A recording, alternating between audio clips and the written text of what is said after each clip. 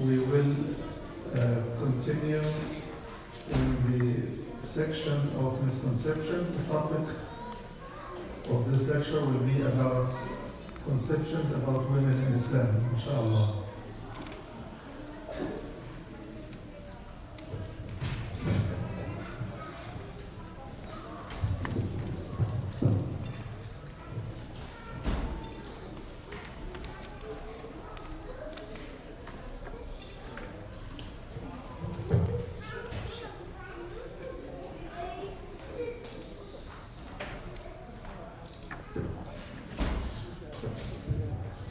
This lecture with the questions will finish about half an hour before Maghrib, which is 4:30. So the doctor will go on for 1 hour and we'll take 15-20 minutes for questions, inshallah.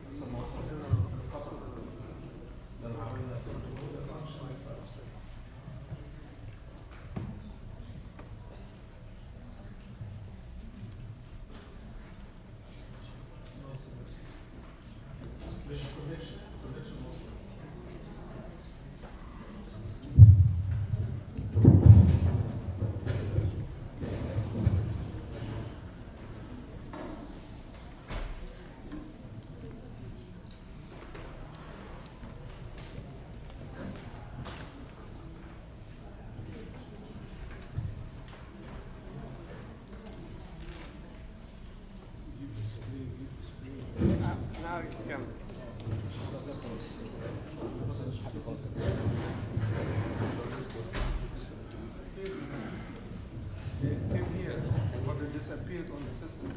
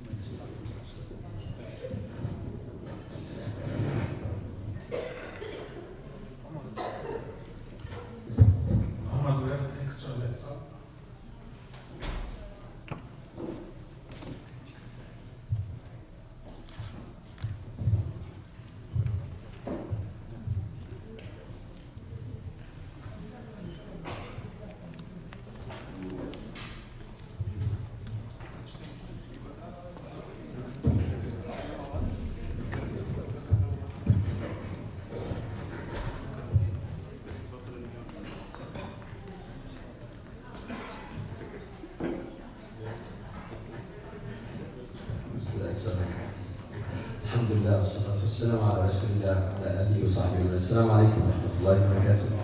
And our apologies for that technical glitch.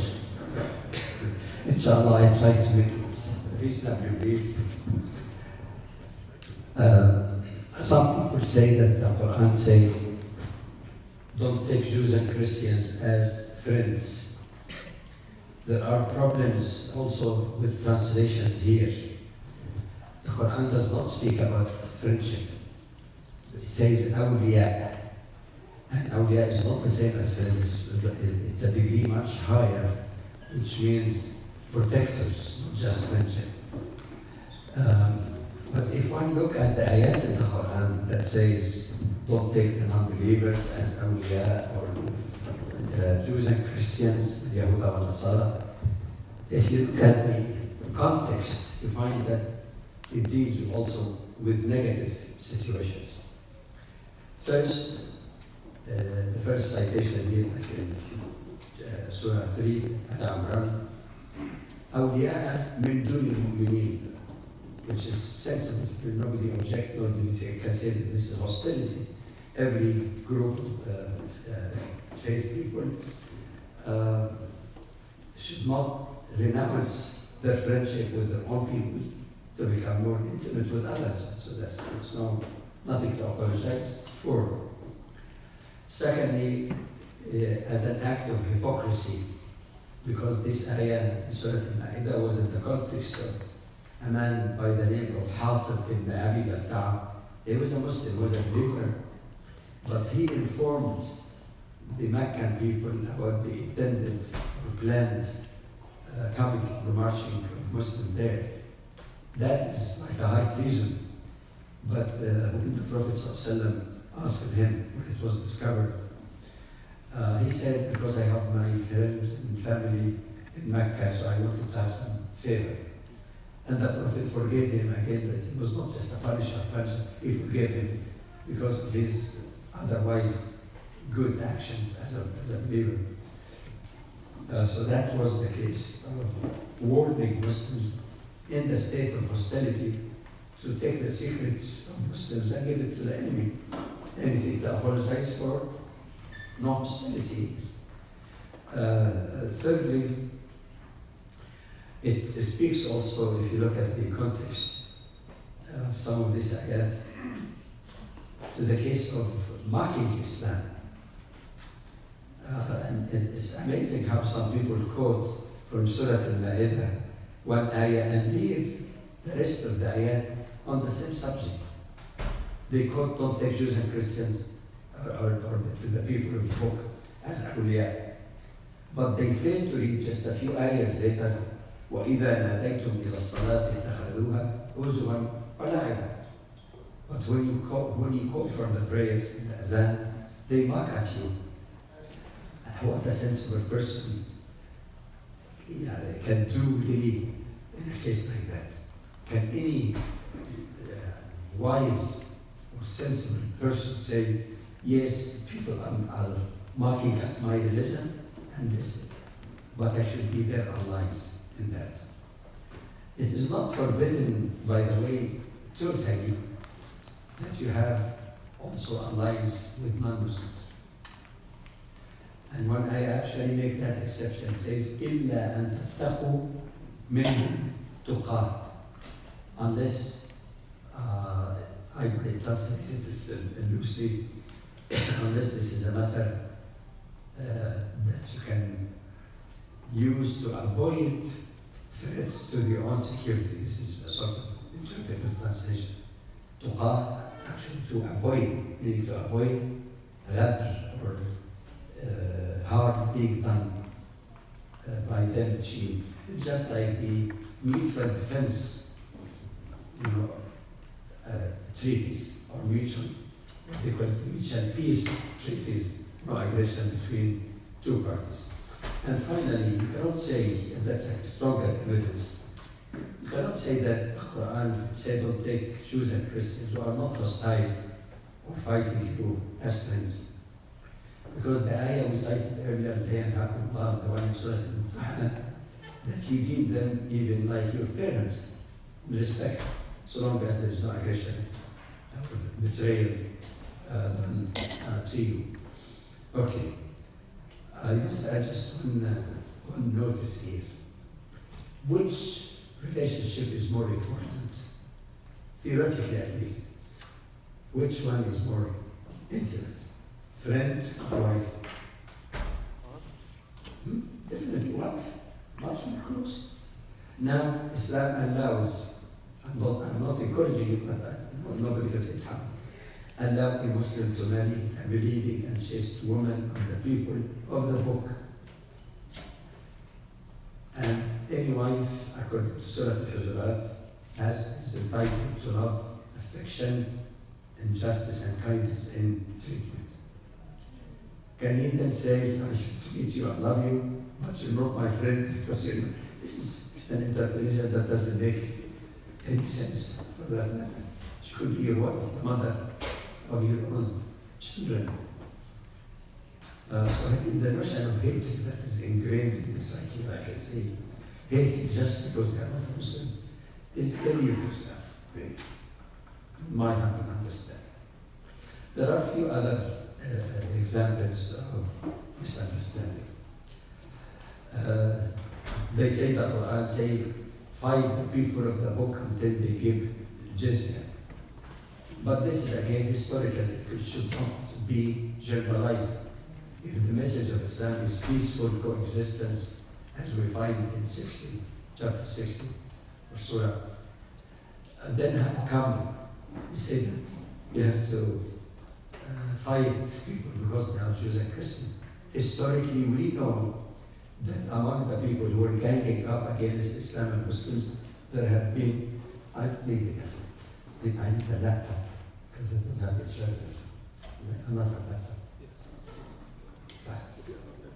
Oh, okay.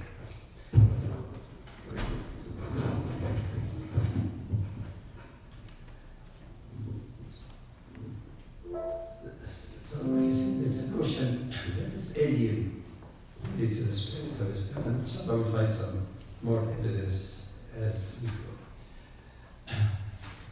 Okay. We're sorry, we'll just have to save it on a USB to change the laptop.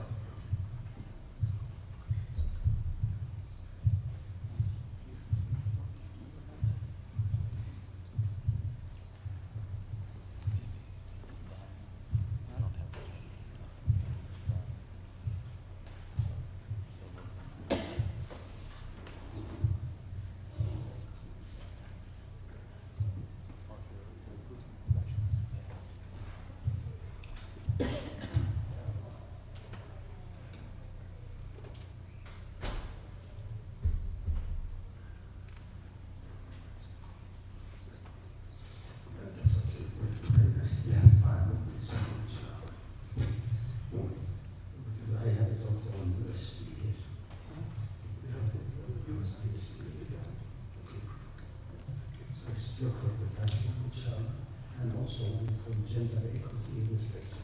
And that's the next time. Okay?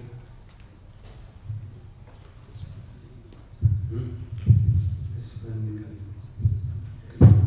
is this radical violence. Okay, finish it in this one. My apology. So among the people who were ganging against Muslims obviously were people of the book.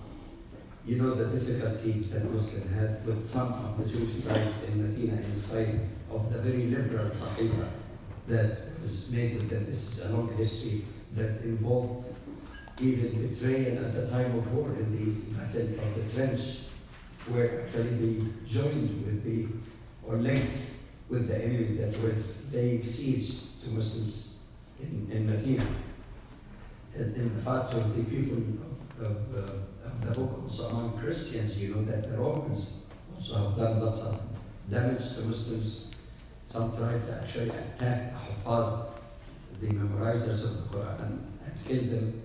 And of course, the huge gathering in Tabuk of the Roman armies in preparation of invading and finishing off Muslims. So again, in other words, you can read the history of these things. It is not something to be generalized, but people who actually are or were part of this. Secondly, it is not true because the Prophet ﷺ, if this is what Allah instructed him, he would have done it and continued to fight. He didn't order his people, even after Islam was victorious, to fight, for example, the Abyssinians, who were very welcoming to Muslims. Even in the early periods, after migration to Medina, he made alliances with other tribes around that you can keep your religion, you will not force it, but don't help others attack us. Just again, mutual peace between the two. So there's lots of evidence for that. It were the people who were responsible for attacking Muslims, and at that time represented existential threat here to the existence of Muslim. Some people say jizya is either a bribe to people to enter into Islam, because they say that if you don't eat, if you're paying jizya,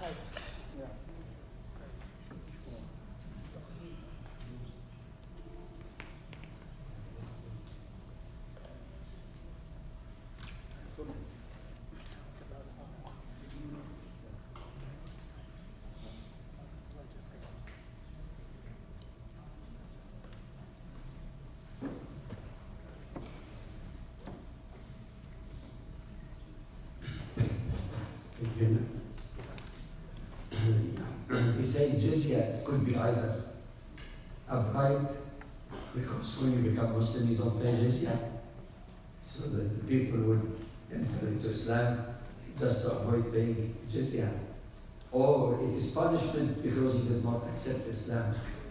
Little they know that if you become a Muslim you will pay more than what you used to pay in jizya, which was just a small amount, like a poll tax, a symbol of accepting the authority. No more. Once you become a Muslim, you have your zakah, which goes far above any amount of jizya. Then some people take the word in the Quran, Sa'irun, Hawaiian, humiliated. This is again going in the wrong direction.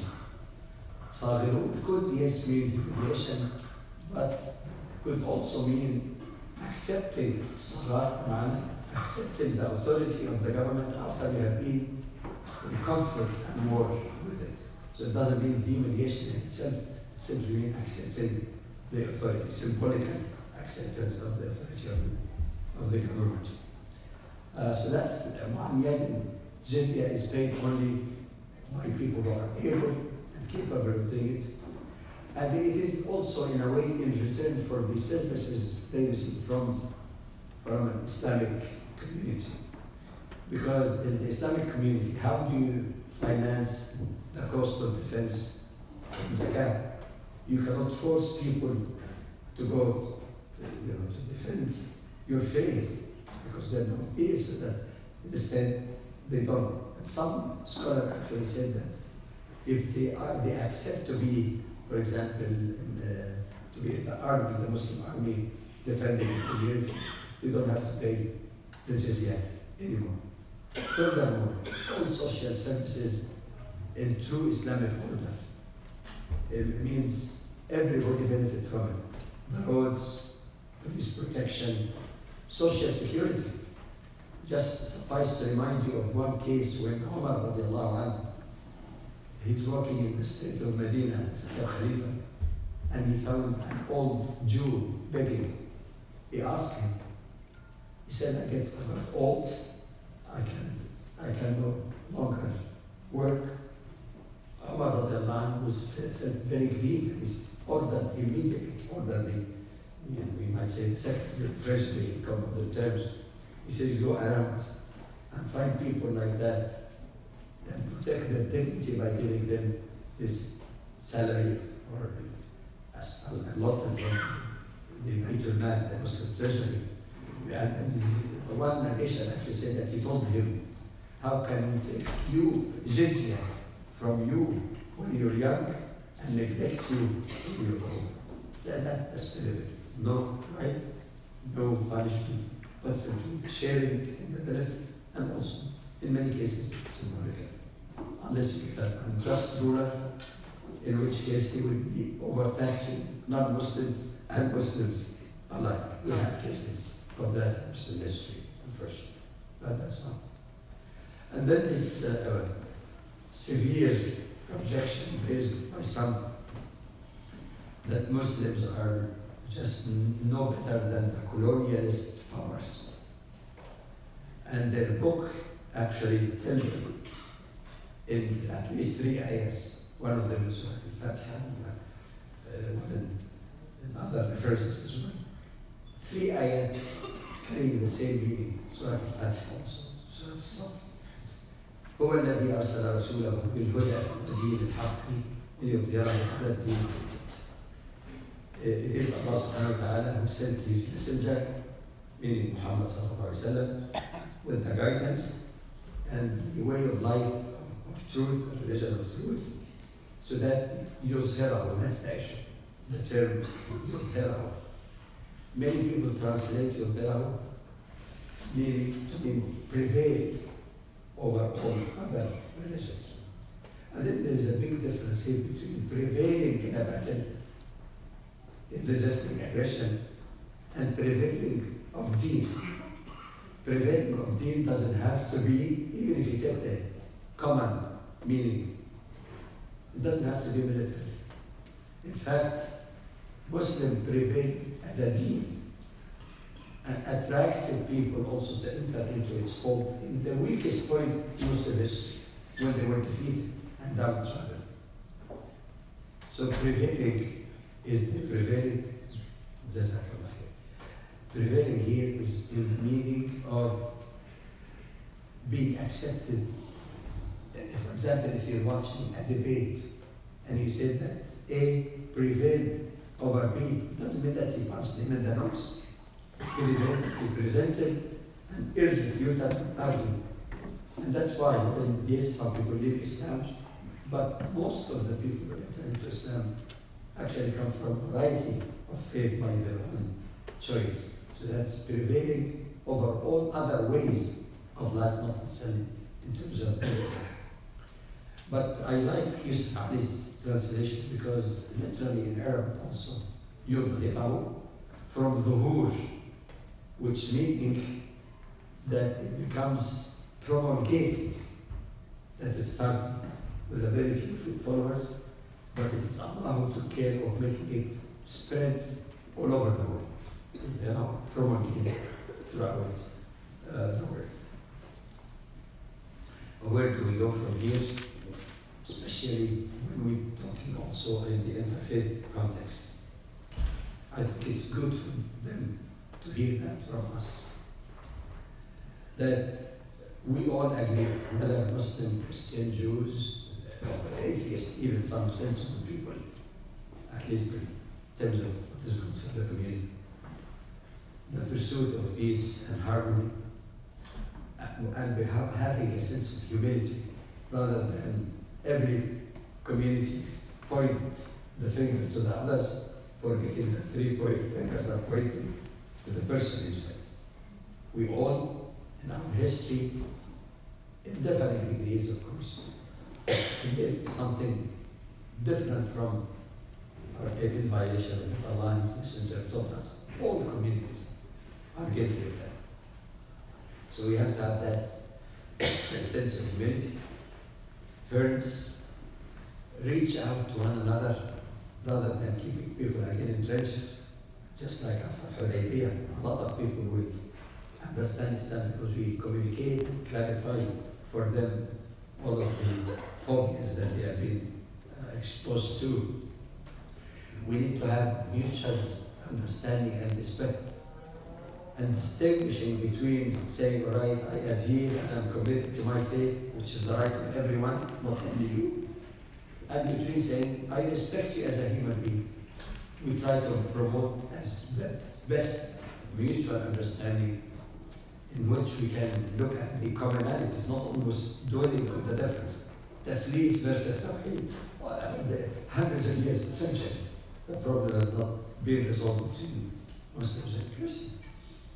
But to see what is broader than that, كلمة سواء, as the Quran quotes in Al-Imran, تعالوا قل يا أهل الكتاب تعالوا لا كلمة سواء. Because yes, even within the various issues of Tasleem, the Christians do not claim that they worship three gods. There's a big difference between tritheism and Trinity. They don't claim that. I know it's confusing for a lot of people, including many Christians, but they say it is one God manifest in three, manifestations. All right. The Quran still called Christians after that, وَإِلَهُنَا وَإِلَهُكُمْ وَاحِدٌ. Surah Al-Ankabut, ayah 56. لا تجادل أهل الكتاب إلا بالتي هي أحسن إلا الذين ظلموا منهم وقولوا آمنا بالذي أنزل إلينا وأنزل إليكم وإلهنا وإلهكم واحد. It doesn't mean at all. Allah is saying that himself. Does that mean that Trinity and Tawheed are reconciled? No. But it means that the notion of oneness of Allah subhanahu wa ta'ala is actually saying we believe in one God, but we don't agree with the way they explain. But that's commonality. Believing in revelation, in ethical teaching, and all of these is not a lot of common. Care about the environment. But when we come to differences, we don't sweep them. But if there is need on a given level, when there is a level of comfort between both parties, not polemically, not debatingly, but we can respectfully understand and discuss differences without being too pushy. You know, that's like the fellow I answered in the church last Sunday. We have to connect between peace and justice because they're the two sides of the same coin. And the more we work in removing injustices, the less the attraction will be for radicals to get people on their side and go into action that is tantamount of war crimes, even from the perspective of common law. And we work together for common good, alleviation of poverty, health care, elimination of hatred and racism, all form of violence, whether within the family or communities, communal like in India, Myanmar, all of these areas, environmental protection and family and community values. So I hope, inshallah, that inadequate presentation as it is the problems that we had, that inshallah we can move to another very interesting topic, and then I might suggest to the organizer really to keep the last session to open questions of some of the issues that we didn't have to deal with or elaborate on. And that's the issue of gender. Again, I don't know, Sheikh Shakir, if any alternate laptop is available. I still have 1 hour. I might be able to do it. Let's No, we have it ready. We have it ready. Right? We have it ready. Okay. We're ready. Let me just give a start, because it's analytical.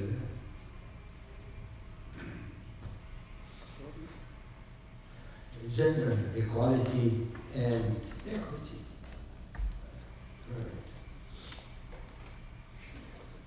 We'll have just a brief word on the methodology interaction, but the bulk of presentation is Islamic perspective on gender or women from the spiritual and human aspect, which is full equality, or the economic, social, legal, and political, which could be equity, which means justice. To start with, this is one of the subjects, like other topics related to Islam, where a mix-up is made between what Muslims are doing and whatever Muslims are doing, right or wrong, in line with the teaching of Islam or not. This is Islam. If somebody is brutal with his wife, you know, punches, blue eyes, and that is Islam. Islam is not identical with Muslims or even Muslim cultures, because some of those cultures are against Islam, some are neutral, some are consistent with Islam. So we don't overgeneralize. It follows that the teaching of Islam should be the basis for evaluating anybody's claim of what I'm doing is Islam, or because I'm a Muslim, I should be right. We have to distinguish even in understanding Islam, and I think that came in an answer earlier about some of the hadith that some people might interpret it. Yeah. Okay, and it is out there already. Can I take that off now? Yeah, if you could open it here. Oh.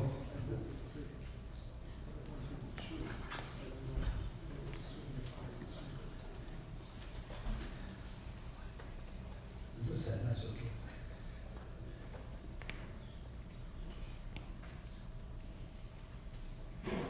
تبدو. I'm taking a risk with my little computer until you find it. You just watch it, but inshallah we just continue to keep some continuity because otherwise you lose your mind. That's okay, brother Shaykh. That's okay.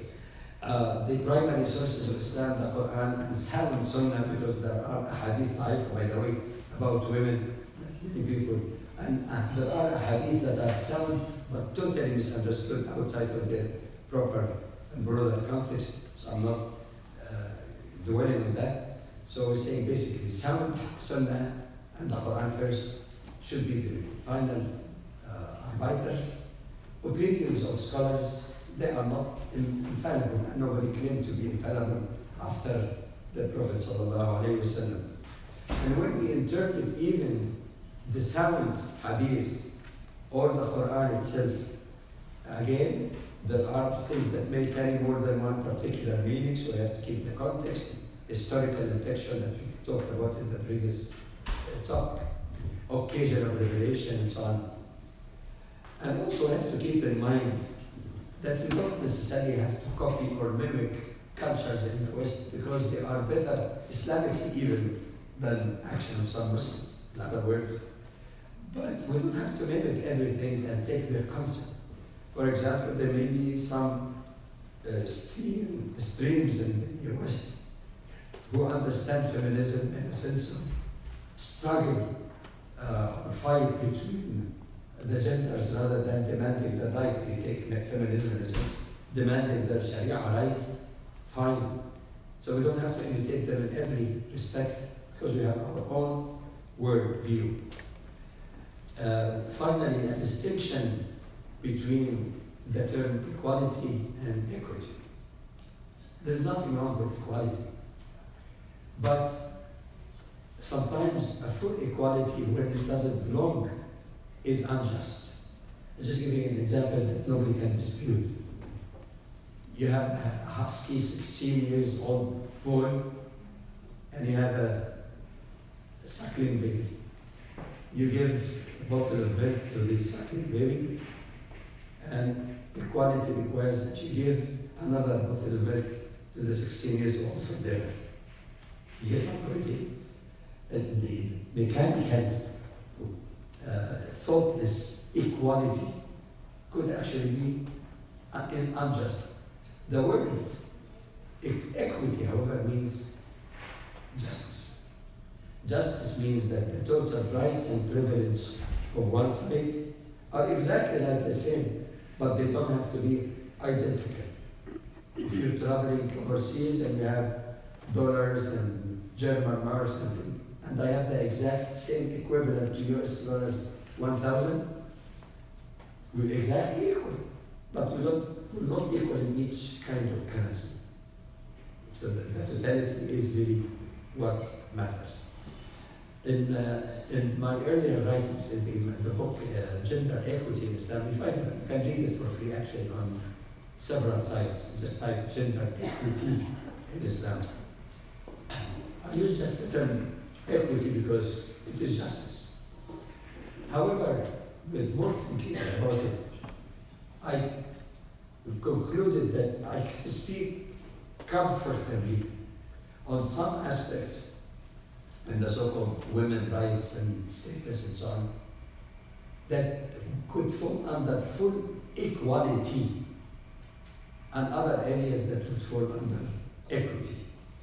Now, to translate that, take examples of full equality, not equity. There is no difference whatsoever. And the evidence is from all of these references to the Quran. One, that a woman is equal, not equal, exactly equal to man in humanity. خلقكم من نفس واحدة. A woman is fully equal to man with that spiritual nature that the Quran describes as وَنَفَخَ فِيهِ مِنْ رُوحِهِ, the human being. That is the spiritual yearning. Women and men are equal in that.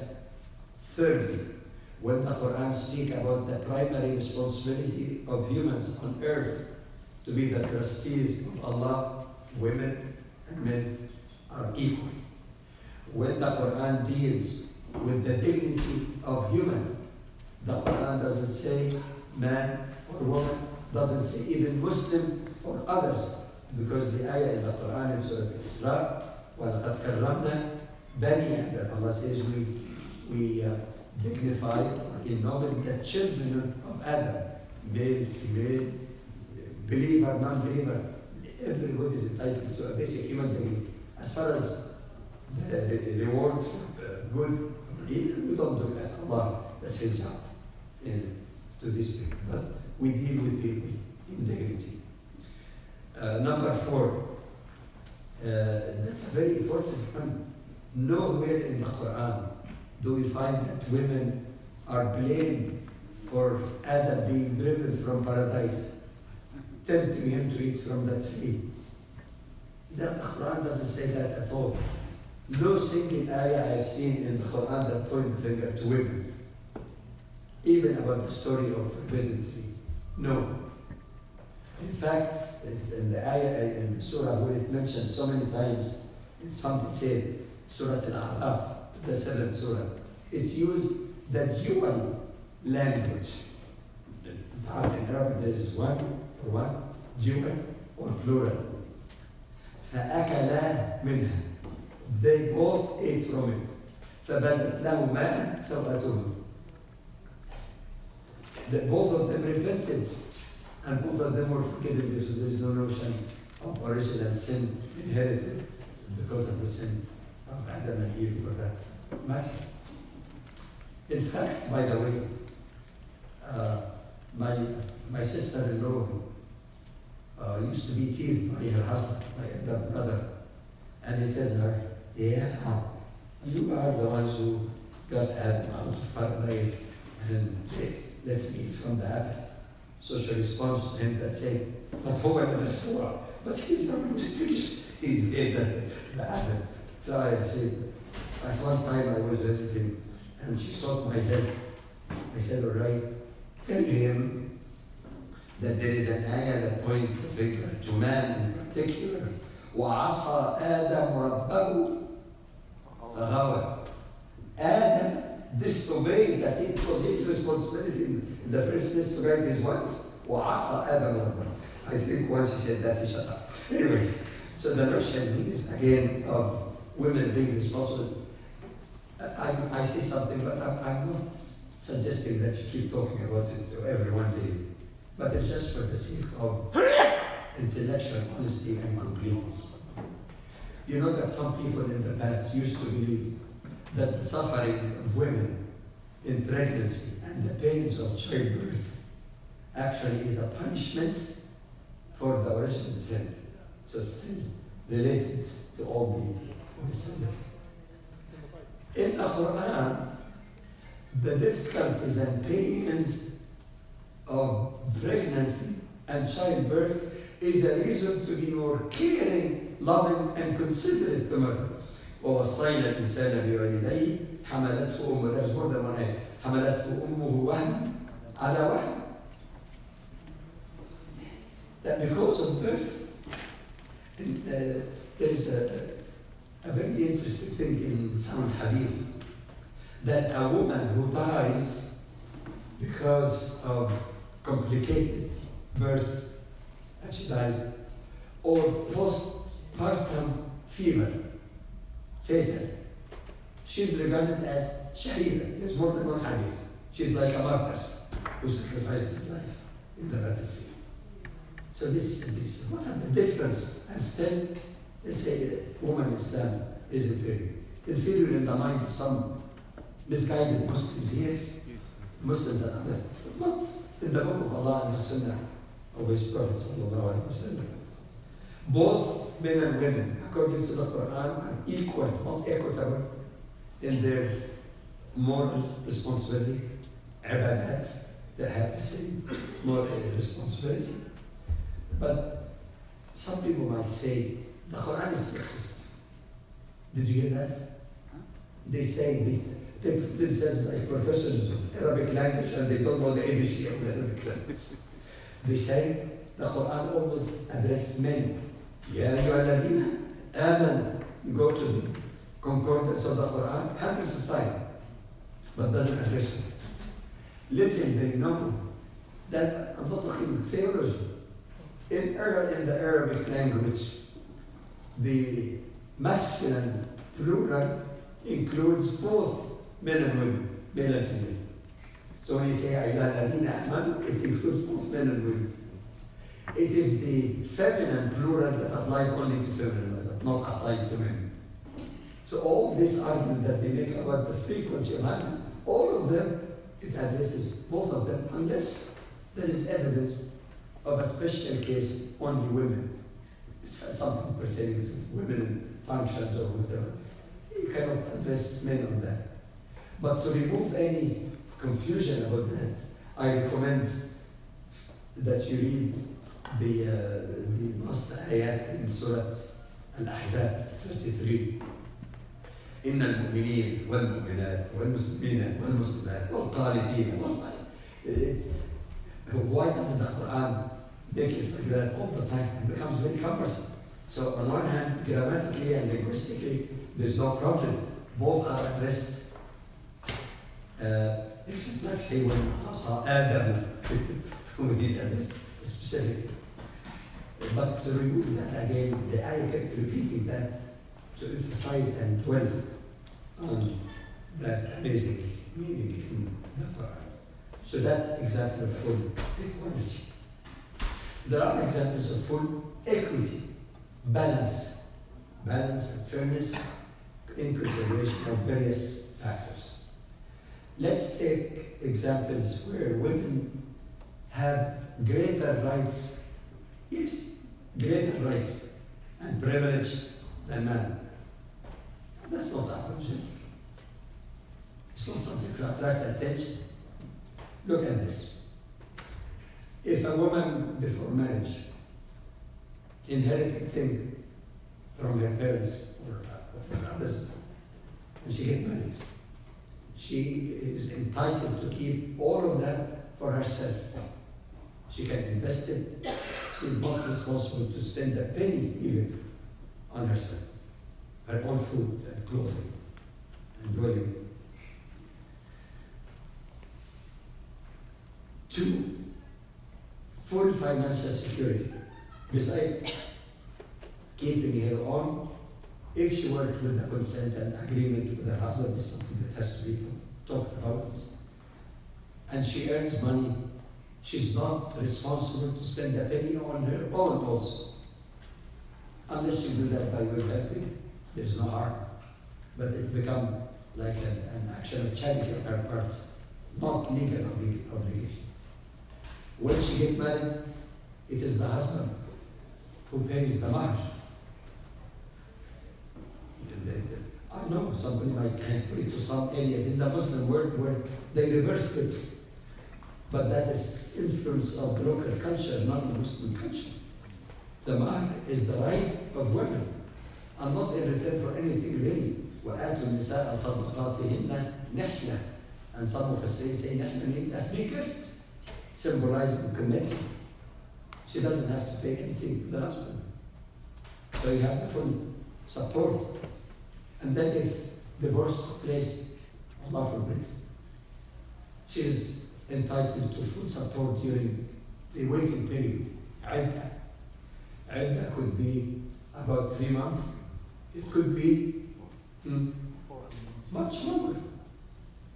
If she's pregnant, the iddah ends only when she delivers the baby. So if she divorces her at the beginning, for 9 months, you still have to provide for all her needs for that marriage. And still, even with utterance of divorce, it does not become effective. So legally, he's responsible for her. And if he dies during the iddah, she inherits. Because she still, the talaq does not become effective. SubhanAllah. And then some people know that women take half of the share. That means her value is half that of man.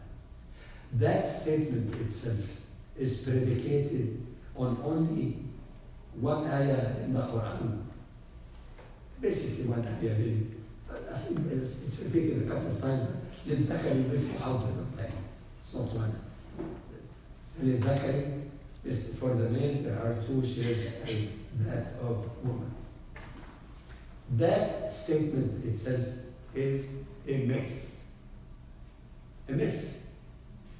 There is no general rule applicable to all cases of inheritance that give man because he's man, or male because he's male, twice as much. I mention one reference to you because it is one of the best I have seen. I mentioned that very earlier, writing about inequality in the matter of financial responsibility. But the best is a book in Arabic. I wish somebody translated by our dear and beloved brother, Dr. Salah Sultan. May Allah subhanahu wa ta'ala release him and all those who are unjustly detained because of their adherence to the truth. امتياز المرأة على الرجل في الميراث والنفقة. That the privileges that are given to women in inheritance, but basically it says there are a huge number of cases of inheritance, only 4 out of perhaps 28 or more. There is that one. How? Just take one thing. There is a case, for example, it says وورث فلكل واحد منهم السدس. For example, mother and father take 1/6 each. So even one is a man, one is a woman. There are cases where a woman inherits and a man, because he's a male, does not inherit. For example, if among the heirs there are sons and daughters, okay, and there is also brothers of the deceased. If he has father Amadakar, if he has male descendants, that exclude the brother who's a male from a share of inheritance. Okay? So there are cases where she inherits, he doesn't. There are cases where she inherits more because, after all, the law of inheritance is very, very sophisticated. Many people do not appreciate it. It's highly complex and fair. Number one, it gives priority to the coming generation than the outgoing generation regarding the shares of children, sons, for example, or children who are coming, have to get married, carry responsibility of a family. More priority than the father or parents who are on their way out. That's one. It also gives attention to the closeness of the person to the deceased. For one, to come children, wife, they take precedence over brothers and sisters, take precedence on other fathers. So this is also one factor in the whole equation. But most importantly, the most relevant one really are these ones that I talked about. That she has certain privileges financially, that she's protected, safe, her property inherited or earned is totally hers. And then there are guarantees other than that, but I'm just going quickly to cases again of full equality. Really, I can consider full equality or some element of equality or equity, because, for example, girls might need certain things that boys don't need. So there is equality and there is equity. But definitely it is equality in treatment and love. No question about that. We find that when the Quran ended the cruel practice of female infanticide, it is haram to kill children. But the Quran emphasized it because it was practice among the ignorant Arabs at the time. It became a murder like any other murder. Not only this, but this is just a picture of one of my granddaughters. It says what I understand from this ayah in the Quran. وَإِذَا بُشِّرَ أَحَدُهُمْ بِالْأُنثَى ظَلَّ وَجْهُهُ مُسْوَدًّا وَهُوَ كَظِيمٌ. When news comes to one of them that he got a girl or he begat a girl, his face will be dim and, sad, and he's so angry. That's our pre-Islamic practice, which means that even if you don't kill her, which is a big crime, it's a capital crime, cheer up.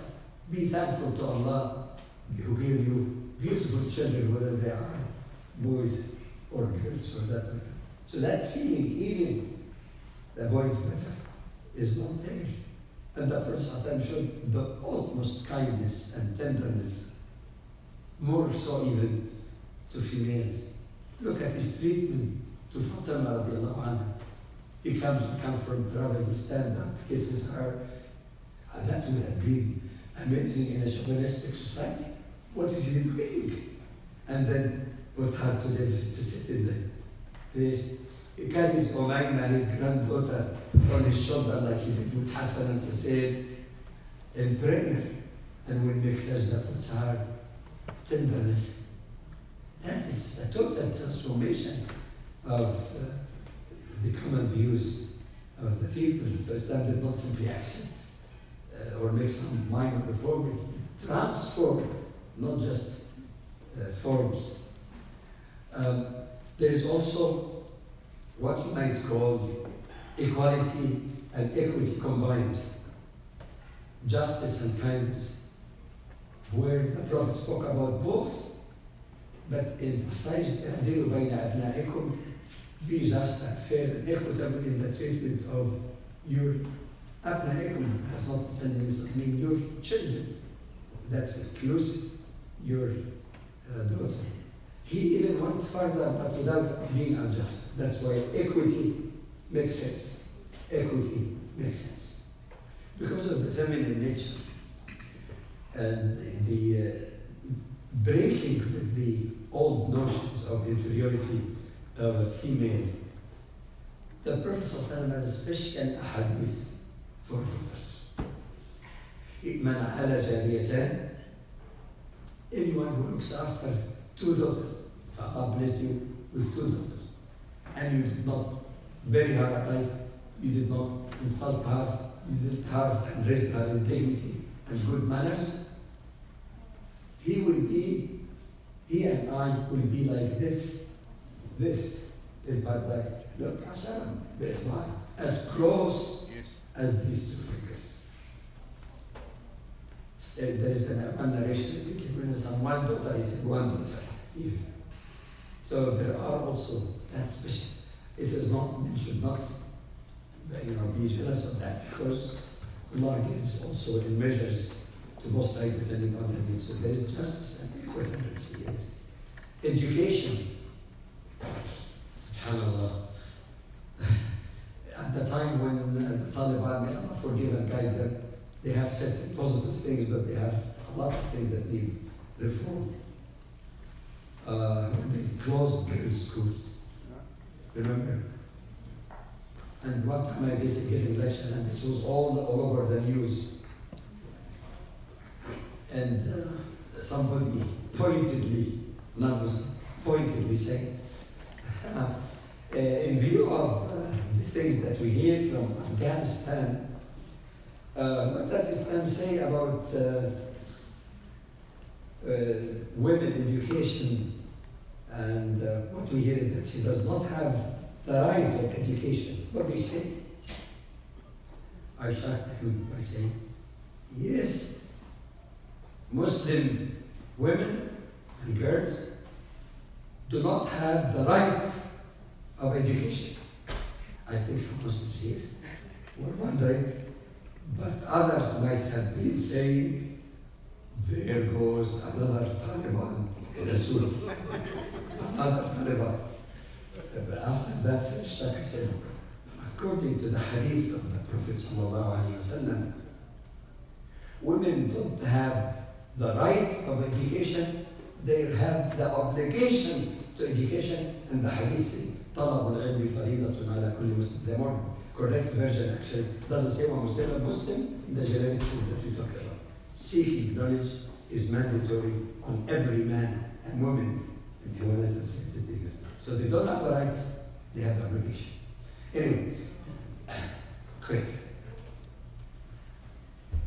I don't know, this just happened. We're after talking about equity and not taking any wrong basis of people. My daughter, I like her daughter, she's an artist also. She depicted that with a number of my grandchildren. She said, organize them in a line, not boys and girls, but height. Just a nice job that has a meaning also.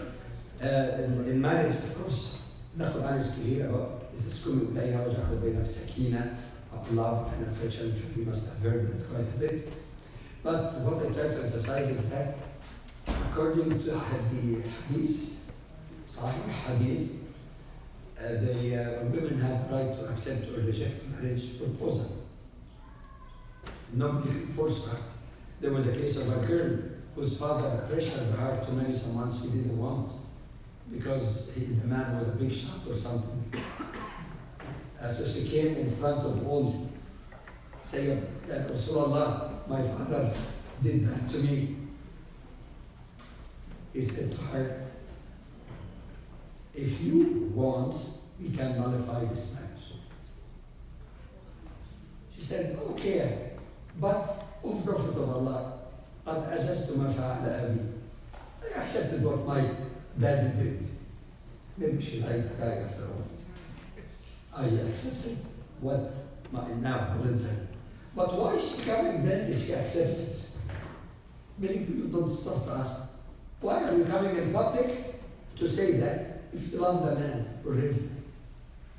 ولكن she said, I came here to let others know that the parents cannot force them to marry someone they don't want. It could be no more stronger evidence than that. Al-Qawama, also a matter of equity and mutuality of roles, complementarity of functions, not superiority or inferiority for them. Some people take Qawama, the right to be the general in the household dealing with the wife as the recruit in the worst of situation. No, the word قوامون, and some people translate in control or this or that. قوامون from قام على الشيء, to stand up. And some of us actually say يقومون على احتياجات المرأة, the woman, when she's pregnant, when she's postpartum, when it's nursing and all that, she needs special care and help.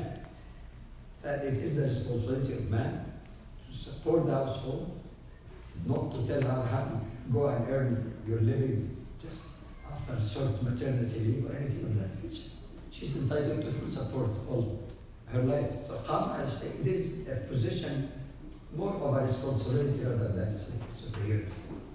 But even if it's taken, and that is a correct meaning, that men are supposed to be the qawwam, in the sense of the head of the family, not the general, not a dictator of the family. Because in the Quran even speaks about consultation in case of divorce. فإن أراد فصالا عن تراض منهما فتشاور رجلا. The Quran deals with issues of family disputes, and then we don't have time to get into this area. That's the topic by itself.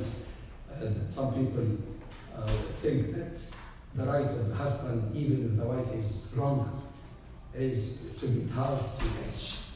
And the way abuse is defined in Western laws, but in my book also I think I had some remarks on the ayah that deal with that subject and how much it was really taken out of its proper limits. Because the Prophet ﷺ, who is a hujjah for Muslims, is an evidence against us, never did that. So when people say about this or that, he is the qudwa according to the Quran, Uswatul Hasan, and he never did that. Does it mean that no wife bothered him? No. He bore a lot, but he never did that. And the Prophet ﷺ actually came to close to prohibition. He said, وَلَنْ يَضْرِبَ خِيَارَكُمْ. The best of you, the most noble of you, never resort to that as a means of resolving a dispute, even with very severe restriction, and that it's something symbolic and not really insulting and anything of that nature. In one hadith even he said, لا تضربوا إماء الله. Don't chastise physically the servants of Allah. Man is abd of Allah, woman is ama of Allah. This is the equivalent. Don't beat women. Okay. There are lots of discussion of that. Some papers even have been to clarify. Some went to a very apologetic extent, some to just frozen in history understanding. But like I said, it's a topic by itself. Islam discriminates against women because a man can marry 4, she can marry only 1. I wonder how many sensible women, even non-Muslim, can imagine herself being married to 4 husbands. I'm not defending polygamy, but nobody has the right to say it's haram. Allah has wisdom in that. And it is not the ideal or norm. How could it be a norm if population or sex ratio, as we call it, is that you have almost about equal number of men and women? Women slightly, a couple of percentage in most cases than men. Not enough to have, like some people say, ta'addud is sunnah. I'm following sunnah. Sunnah is a norm. And even if you have only your husband and have only 2 wives, not 3, not 4, yet you have a society or a world with 2/3 of women and 1/3 of men. And you call it a norm? But anyway, Islam did not introduce polygamy to start with. It was already practiced. Islam limited it and put conditions to it and let people also fear Allah subhanahu wa ta'ala, but without necessarily making it haram. وَإِنْ خِفْتُمْ أَنْ لَا تَعْدِلُوا فَوَاحِدَةً. But if you fear that you will do full justice if you have more than 1 wife, and it has to be for good reason also, then marry only one. Elsewhere it says, وَلَنْ تَعْدِلُوا بَيْنَ النِّسَاءِ وَلَوْ حَرَصْتُمْ. But you will never be totally, fully fair between wives if you have more than 1, even if you try so. But it doesn't say haram, but that would be ta'assub, because you have to take the totality of the texture. So I'm not defending it or anything, but simply saying there may be certain circumstances, but I don't see it really as the kind of norm that people should follow, but it's not haram, and people have option to accept it or reject it after all. Example of both equity and equality. Kindness to parents, which was put under after the worship of God, of Allah, but again, the ayat that speak particularly about the mother. So there is there's greater consideration on her side, but not discrimination with man, because again, pregnancy and childbirth. So it's equality in one sense, equity also in the other. So there's no unjustified. As not a mother or a daughter, how about just as a sister in faith? That beautiful hadith, إِنَّمَا النِّسَاءُ شَقَائِقُ الرِّجَالِ. Women are like a split half.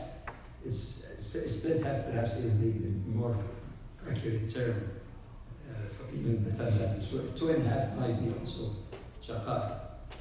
The Prophet ﷺ in some hadith speak about kindness to women in general, not just because they are related to you. Modesty. Many people think that Islam just restricts women. She has to do this, she has to do that. And oftentimes they think that a woman in hijab is a woman where there is someone in her family, a chauvinist male, father, husband, or son even, forces her to do this. They don't say nothing about women who has to struggle with their husbands, non-committed husband, to let them wear their hijab, or those who are attacked now in the streets because of their hijab, because of this Islamophobia around us. In fact, both men and women are supposed to observe modesty. So that's equal. equal in that sense, 100%. But equitable is the issue of extent of covering, and you don't have to dwell on that, how much a man covers should cover and how much a female. That is gender related. There's no question of that. It's not discrimination. So it's equitable. But in principle, both of them are supposed to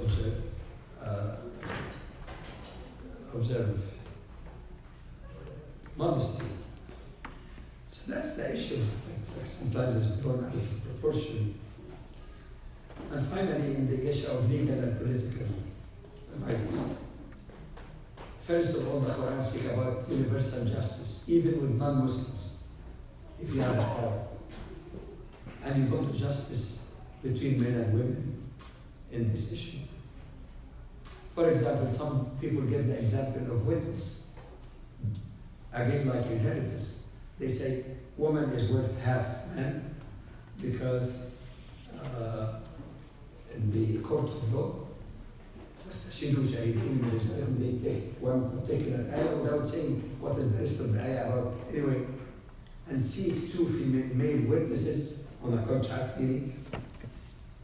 But if no two female witnesses are available, then one man and two fair-minded or just women. Isn't that article, indication? This is the kind of cherry-picking interpretation. When we want to examine something objectively and honestly, we get all the ayat in the Quran and whatever is available in the Sunnah also, sahih, about testimony.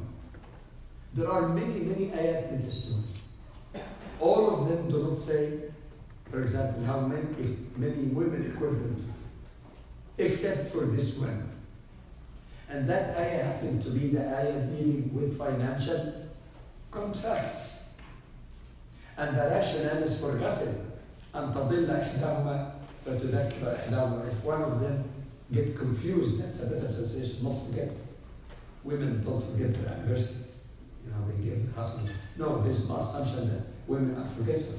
Even though the term تضل could be forget, but I think the more accurate meaning here, get confused. تضل, like you lost your way. But are women the only ones who get confused?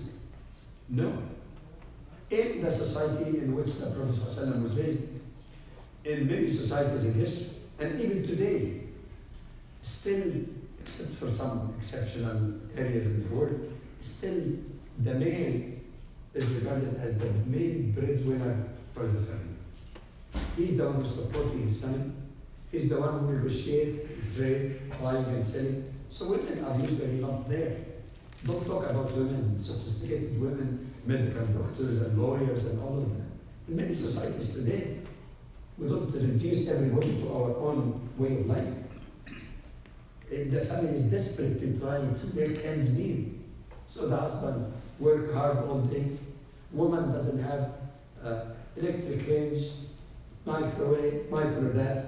They go and get the fruits and cut it, and it's lots of work for the house, taking care of the kids and so on, which is an important aspect for the family. In those societies, obviously, women are not that involved, and hence not much knowledgeable about the business. And the purpose here is not to put women down, but to do justice. The contract could involve large sums of money. So you have to make sure. Suppose you come into a situation where a woman is a specialist in finance, a Harvard Business Review degree. I directed that question to a beloved teacher, Dr. Jamal Badawi. May Allah forgive me, have rahmah alayhi. His answer was very clear.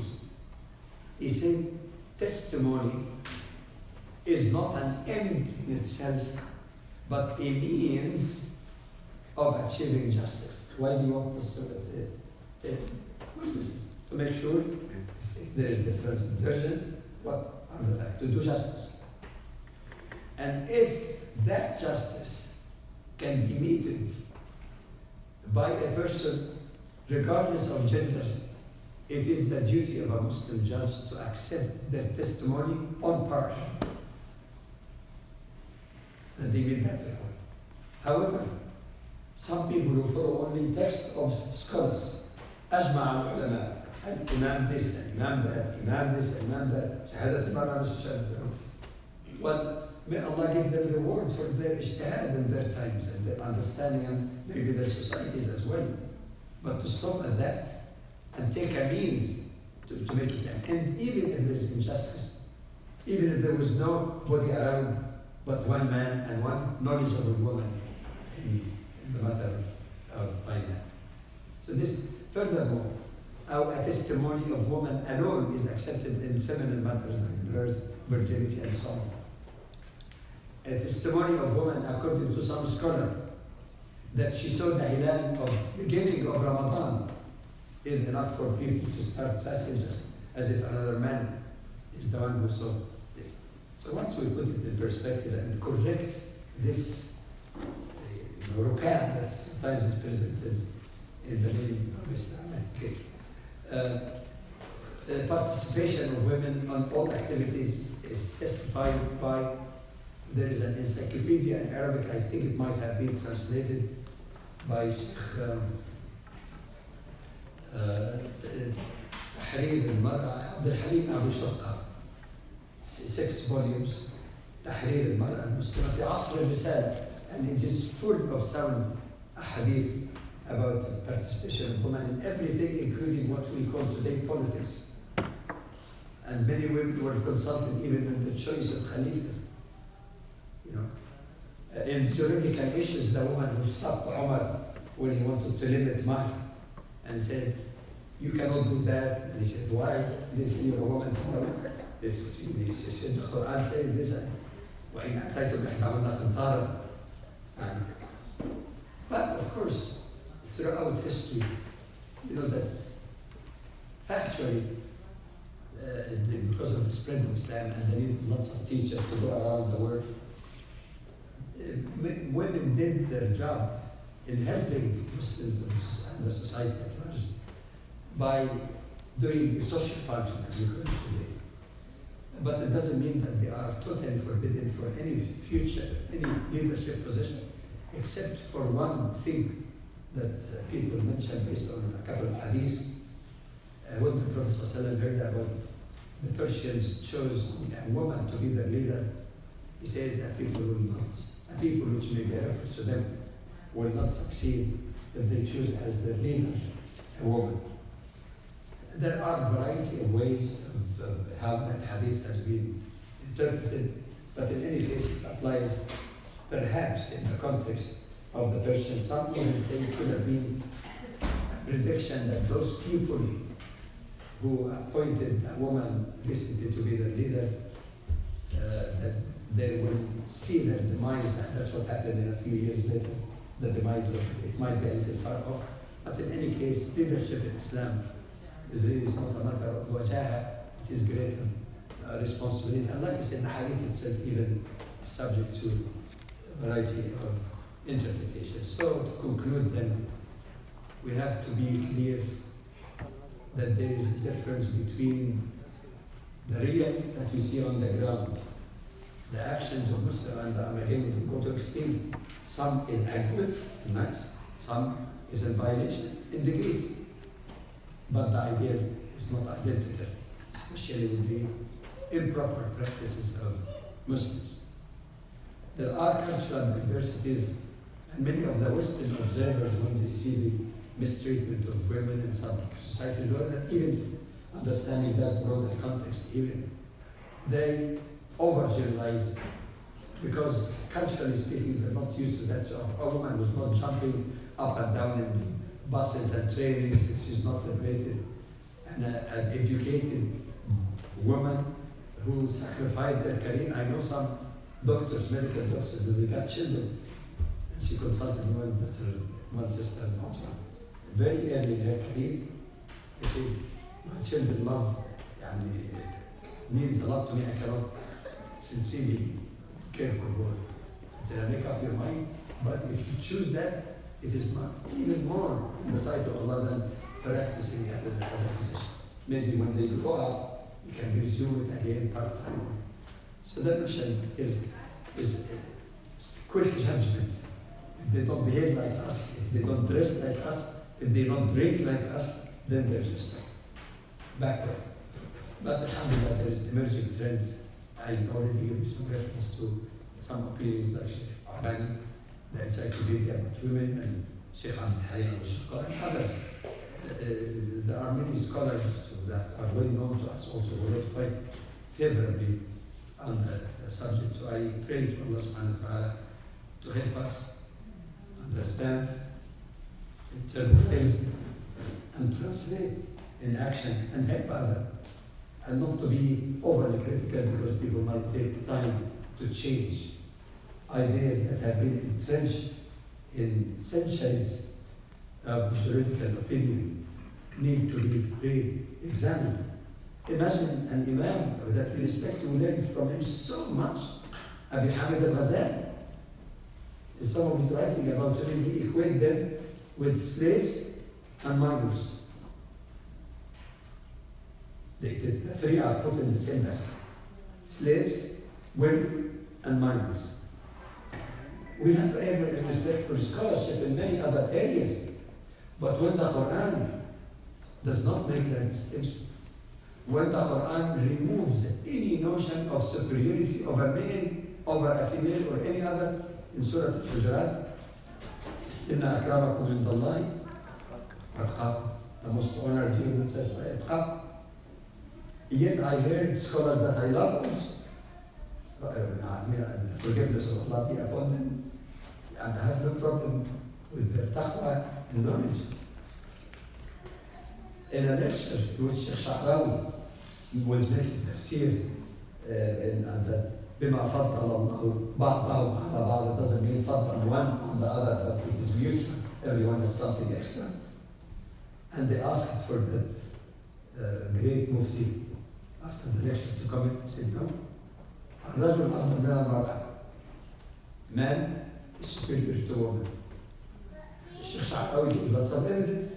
The Quran is full of evidence. So no matter how much we respect, we can appreciate when people are raised in a given tradition, given approach to understanding Islam. Sometimes it lasts with them. So we benefit and respect scholars, Ghazali or others, but in the meantime, when it comes into conflict with the Quran and Sunnah, then the choice is well known. هذا نترحم عليهم, we seek the forgiveness of Allah, we pray for them, we love them, but we love the truth more than anyone else. جزاكم الله خيرا. السلام عليكم.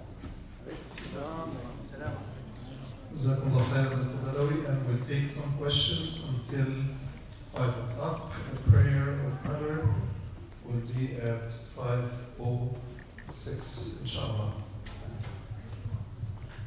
Anyone has a question? Oh my God, I'm sorry. Okay. Show your hand if you have a question.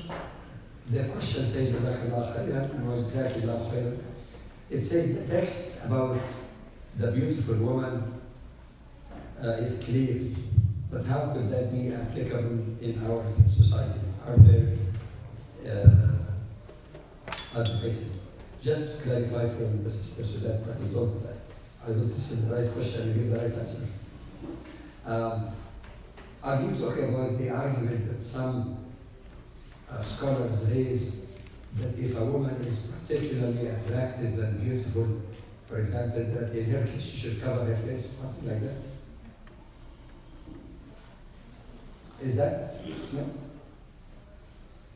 What text about beautiful women? A text in Quran, Hadith, or scholars?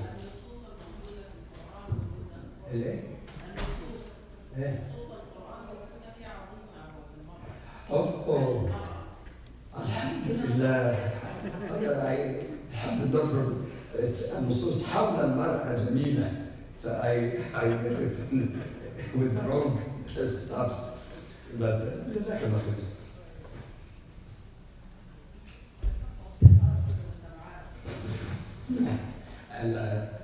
آفة المسلمين سلوكهم وليس قرآنهم. Okay. This بسم الله السلام عليكم ورحمة الله وبركاته. جزاك الله عنا خير. It was very beautiful, but I have just only one comment. When you are coming to explain the second merit of the Mathna, Thulat, Ruba, if something comes to the Quran and Hadith, we are supposed to take Sami'na wa Ata'na, and we have to stay strong to defend the Quran. If anything is coming to the Quran, yes, woman is our mothers. Without mothers, we can go to hellfire. Woman is the wife. خياركم خياركم لأهلي وأنا خياركم لأهلي. Woman is the daughter, which is lovely daughter. She is a sister. All of this is correct. But when it comes to the Mathna, Thulat, and Ruba, I think you try to give it very weakly. If something comes to the Quran and Sunnah, scholars must stay strongly if it is correct in the Hadith and the Quran, and we can stay correct strongly to defend what is there, and then we can see how can we talk to the people for that stuff, especially like this said. We can strongly ask for the rights to make it legal. If this society is giving a legal for the gay marriage, why we cannot get Muslims can get a legal and fight to get the right to get a second and the third and the fourth one? Wassalamu alaikum wa rahmatullahi wa barakatuh. Alaikum assalam.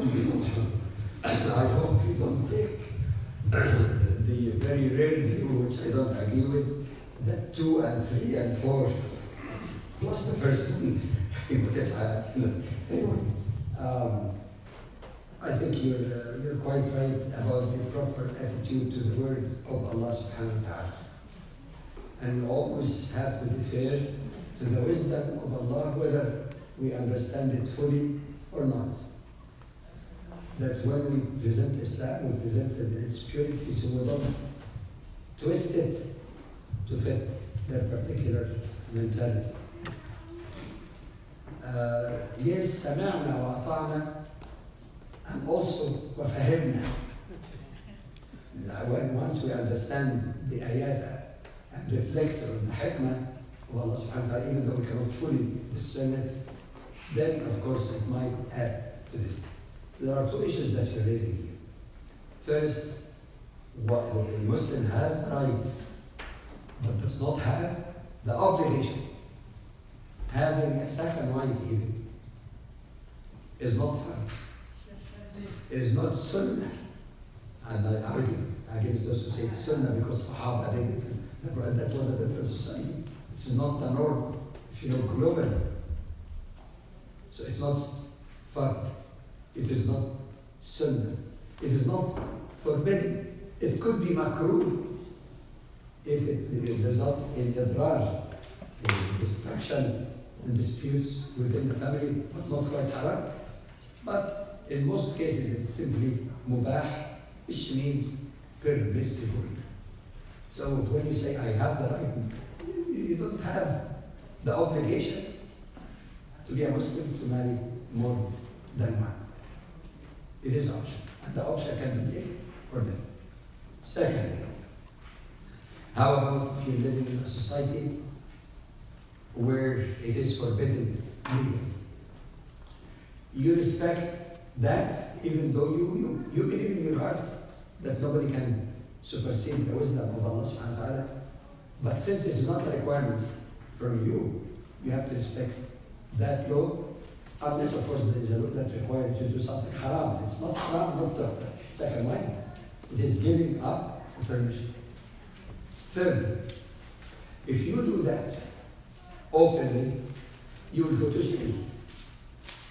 And if you look at the maqasid sharia, why do you want to have a second wife if that lands you in jail?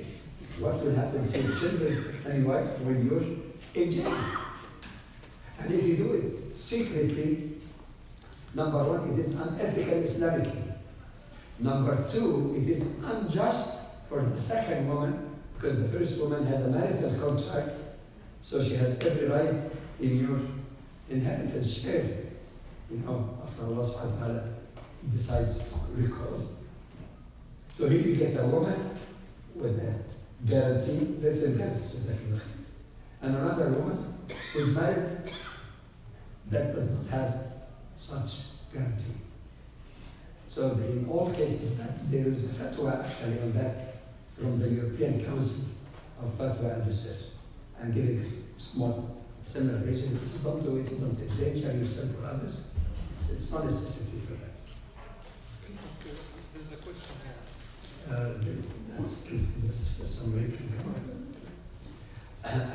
How do we address the issue of gay and transgender rights in society within the context of Islam? We are seen as fair in this matter, and some across our life, we cross that in our life every day. Okay. And here again, we find the balance between adhering to my faith. For me as a Muslim, it is haram. For me, the stories in the Quran of Prophet Lut and the punishment that they received is not kind of stories for entertainment. So to me, according to my own belief, it is haram. But in the meantime, as a Muslim, I have no right to impose my belief or ethics on other people. If you have a totally Muslim order, it would be other atmosphere and public order. We take into account the religious and moral values, that's different. So I cannot impose it. Thirdly, I have no right to indemnify people or insult them because they're doing something haram, or else walking down the street for 15 minutes, you will be cursing hundreds of people. You do, yes, Amr bil Ma'ruf, to ordain the good and forbid or discourage the bad, but there is fiqh for Amr bil Ma'ruf. And if you try to change the wrong, lead to more harm, greater harm, like Ibn Taymiyyah said, then تتحمل الضرر الآخرين. So المسألة it's not a matter, but somebody tell you don't pray, So we deal with them as we deal with anyone we meet in the street. Oftentimes they don't have a tag on the name, they say I'm this or I'm that. Some do. So you deal with people, assuming just the norm. If you're asked that question, I tell you basically how I answer the person, but I'm sure if you can help me develop it. I say first, I am a Muslim. In my faith, it says this. I'm not imposing that on other faith. In the context of a democratic, open society, like here, people adopt whatever way of life they want to follow, irrespective of my ethics or ethics of other people around them. People make their free choice, and know, so long as they're not violating the law of the land, that it is up to them and not evaluating or judging on others. Okay. Dr. Badawi, Assalamu alaikum. We'll go back to the point of polygamy. I have a question that I wrote down. On the matter of polygamy, you mentioned that no female will be sensitive enough to have 4 wives, or for the husband to have, or for the wife to have 4 husbands, using that as a counter argument. You used an emotional argument nonetheless. At the same time, no female will be sensitive enough from an emotional perspective to allow her husband to have a second wife, let alone 3 or 4. And we have seen this emotional conflict, if I'm not mistaken, with Aisha radiallahu anha. Do you think this is more of a theological fact that we need to have faith in, with no specific understanding, or we as Muslims have, in a way or another, made some sense out of it? And I guess from your answer to the brother's question, you mentioned that it would be unjust, or in a case that it would be unjust to have a second wife, then it is not allowed. But is the emotional side of it, from the wife's perspective, added to that justice or not? Okay, I just want to take issue with the generalization that no woman can accept that. Because I don't think that anyone can speak for all women. I know an imam when I was a child in our area, whose wife was a very good woman, mashallah, but she was barren. And he was getting old and always yearning to have a child. She's the one actually who's proposed for him to marry a younger one and shows her so that he will be reconcilable. And mashallah, he got children after that. I'm not speaking for her, and you probably not speaking. But it is good to say in general that any woman would not like anyone to share her husband. And even those who did that like this particular case. But the solution is very simple. Number one, nobody can force a woman to accept that her husband, to remain married to a husband who married another woman. If there is no ground, even for divorce, that as a result of her marriage, he did not do justice to her and neglected her, even if this is not the case, she can simply say, I seek khola, divestiture. Khola does not, according to the more correct opinion, khola is just like, I'm out, okay, that's unhappy relationship, but and get out. So number one, she's not forced to accept that. Number two, if something happened, even if she accepted initially, she can seek khola. The other woman cannot be obligated to accept a polygamous marriage. So it's about their choice to accept it or just to get out. But what I'd like to emphasize again, is this fatwa of the European Council. If you live in a country where this is forbidden, it does not encroach on your rights as a Muslim because polygamy is not mandatory. It's simple as that. Some people think that one will go and collect this, just have his way without any choice. We talked about earlier about no woman can be married without consent. So if you don't like it, I don't like it personally. But the emotional part is represented by a statement I quote my wife from 30 years ago. I was explaining that I always sound harsh as a female so that I don't pretend to speak everything. To give me a nice touch. So I always explained to her, this is what my thoughts about this. I was writing a pamphlet at the time, polygamy and Islamic law. And she said to me, I know this is the right teaching of Allah subhanahu wa ta'ala about polygamy. I know it is the truth. I know that Allah subhanahu wa ta'ala has wisdom for it. I know in some situations this is a lesser to evil, but don't you ever think of it. Okay. You get it? I mean, we are humans. There was jealousy between the wives of the Prophet sallallahu alaihi wasallam. You know this hadith about Ta'asal and some sort of conspiracy. وإذا أصاب النبي إلى بعض أزواجه. They're human beings. But personally, I feel in even Muslim societies, it may have limited use then because there is lots of abuse. But that's, to me, accepting that fatwa. I believe the best way is to steer away from that. So, secret or public. You mentioned the hadith about women in leadership. Was that for that particular Persian community, and how would you apply that in our two communities today? No, I was asking him that question about the ayat al-din, the longest ayah in the Quran, the ayah about commercial contracts, and it stipulates the ayah the necessity of having two witnesses, if not two men, then one man and two women. So I was simply asking him about the gender issue for the testimony.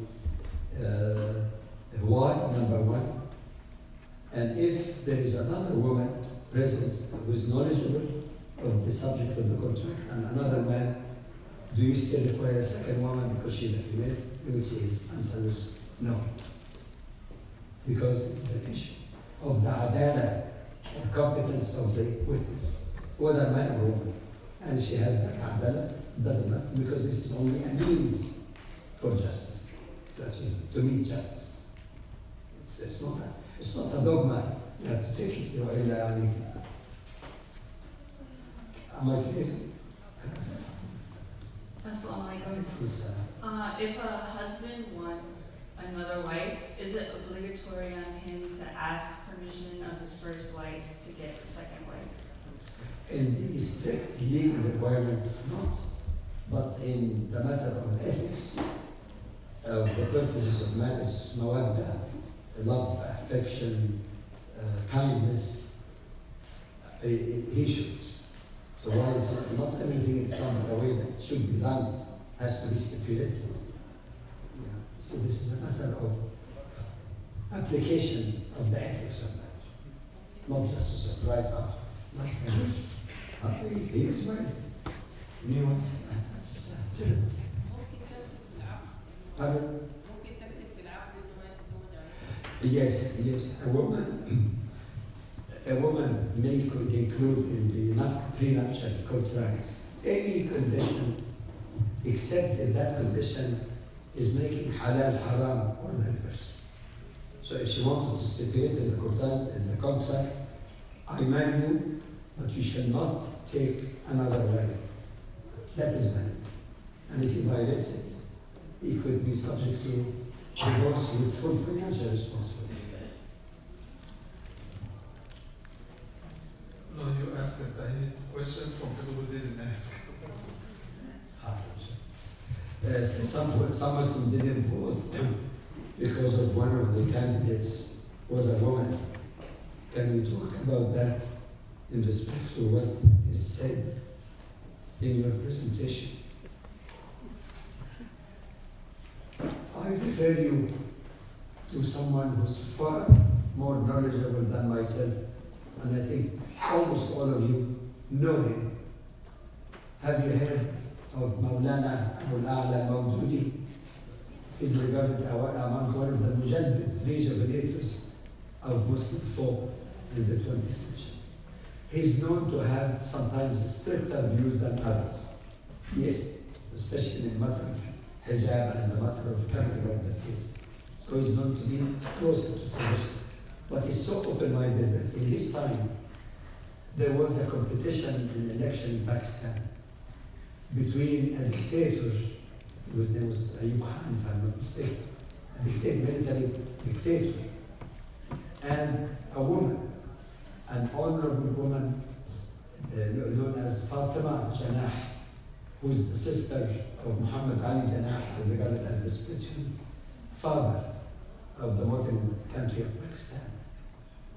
And people asked him, is it permissible to vote for Fatima rather than Ayub Khan, the dictator? He supported their voting for Fatima Janah. I'm not saying a statement of a scholar is like the Quran, no, but he has his also basis for that. If indeed there is agreement among scholars, especially major scholars like this, that it is absolutely haram for a woman to be a head of state, then they're wrong. Then they're wrong. There's no such agreement. If this were the case, you would say, no, by any means, get a dictator to rule you, a male dictator, it was military dictator, rather than a woman. How many cases you find in the world that women leaders has done a far better job than many men leaders, for that matter. In fact, some of the jurists who spoke about Siyasa Sharia, they did not list among the conditions of the Imam, the leader of the state, they did not list that he should be male. Some said male, some ignored it, which means that we have probably the understanding whether this is permanent, whether this is really in all cases, whether it would be better the lesser of two harms, really. There's no harm in women as such. It is better for the community at large to be led by a woman. But this argument misses the point. Misses the point that in the early understanding of the leader of the state in Islam or leader of the community, that he has relatively greater authority, but still with consultation within the scope of shura. Today, many women, heads, do not have power. Queen Elizabeth, you know. But even in other situations, a woman could reach a leadership power up to prime minister even. Okay? But the headship of the state itself might be weaker even than the prime minister in many open or democratic political system. So it's a classic question, academic. Why happen? الله أكبر الله